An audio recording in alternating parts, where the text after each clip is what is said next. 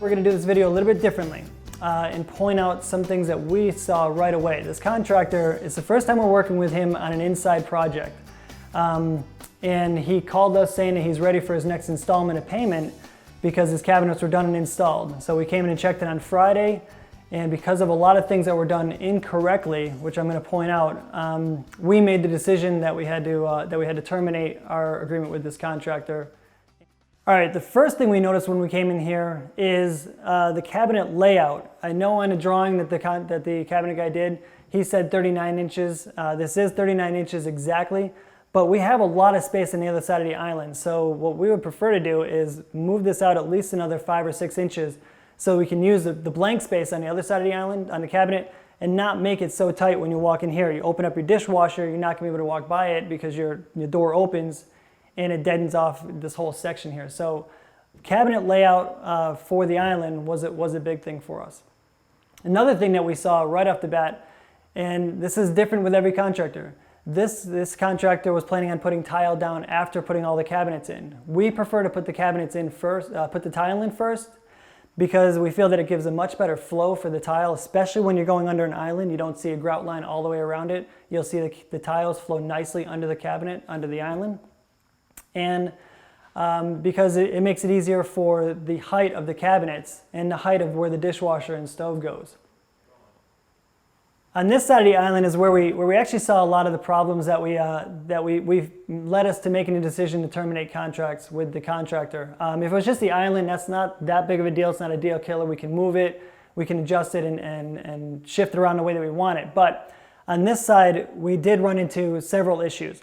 What you must do when you're putting in a tile after putting in the cabinets is you need to raise the countertops, the cabinets up, to account for the fact that you're going to be putting tile in underneath the dishwasher and underneath the stove.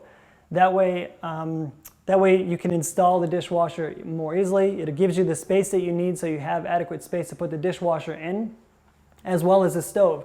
We like to think about the projects for ourselves when we're renovating it, but then also the fact that probably in 20 years, this kitchen's gonna get renovated again. So what's the easiest thing for the next buyer or the buyer or the person who's renovating at that time to do the renovations? If we tile underneath the whole thing, then they can actually keep the tile floors and just redo cabinets if that's what they want to do. But you know, there is some thought process going into doing the projects here. One of the other big things with us is not only the installation, but the aesthetics of the installation. And that's important to us because it's our finished product, it's our name that's going on this. We're in Wilbraham, which is one of the, I believe it's one of the top 50 small towns to live in all of the US. So you got to get your work done. Everything's got to be nice. Everything's got to be done tight. What the contractor did that installed this, he actually used these 2-inch coarse drywall screws to install the cabinets, which is completely wrong. They make cabinet screws that are silver. They have a ringlet on them so that they can hold the cabinet into the wall much better, and you make sure the cabinets don't actually fall off the wall. When you use the drywall screws like this, you can see what happens is they didn't pre-drill the holes, so it actually mushroomed out and sucked out pieces of the back of the cabinet. So when you decide to put down your cabinets first before putting down the tile, there's one last critical thing that you need to do. Your cabinets go in, they need to get the risers again, remember. The cabinet installers actually installed the toe kicks. This should be done absolutely last. Your tile would go up against it, your grout would go up against it, and then you put the toe kick in to hide all the imperfections that would be underneath there. This is a finished product. Finished products get done last. If you leave this on and then try to tile up to it, it's just going to look like crap, and nobody's going to want that type of product. What we do with all of our cabinets is we like to put crown up top.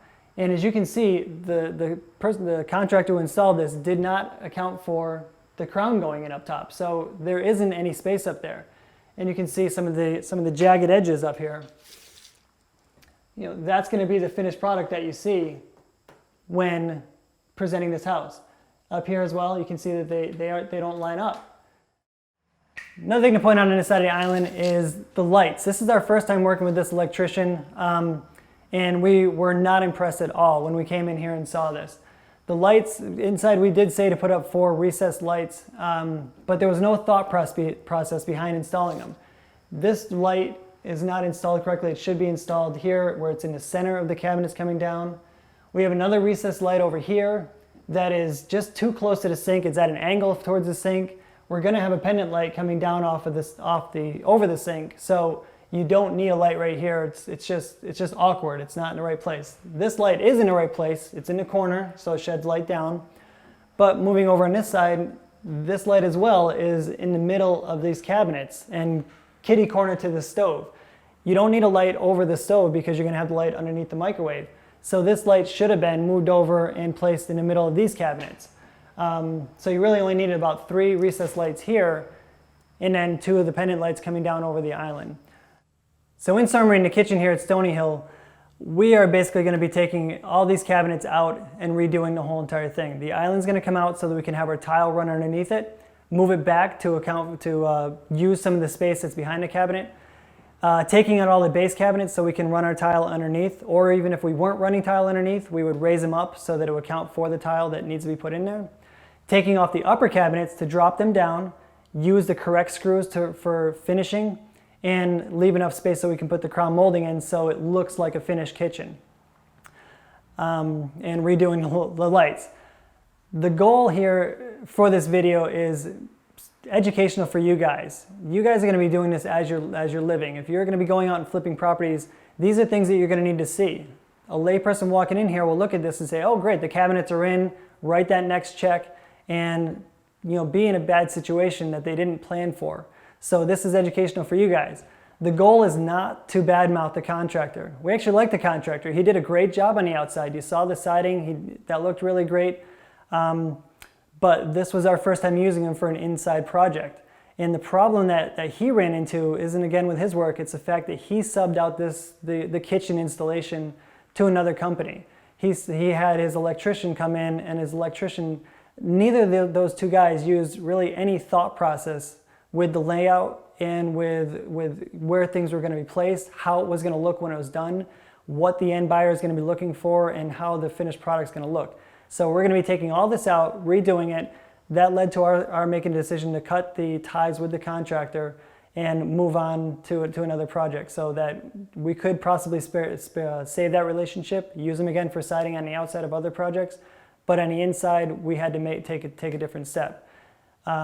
It's a hard decision to make, and when you come across this, it's a decision that you're going to be faced with at some point as you're renovating. It's not fun. It's never fun to let somebody go, but you have to look at it as this is your livelihood. This is your finished product. This is your name that's going on it. This is your money that you're writing these checks out to. Is this money going to be wasted, or are you trying to make a business out of this and make some money in the end of the game and put out a really nice finished product? That's what we strive for at Hamden Home Buyers. Hopefully you enjoyed the video. I know it's a little different than our normal videos, a little more information, a little more education, and I hope you enjoy that. Let us know if that's something you want to see more of in the future, and just enjoy this video and more to come. All right, that wraps it up here from Wilbraham, Stony Hill Road.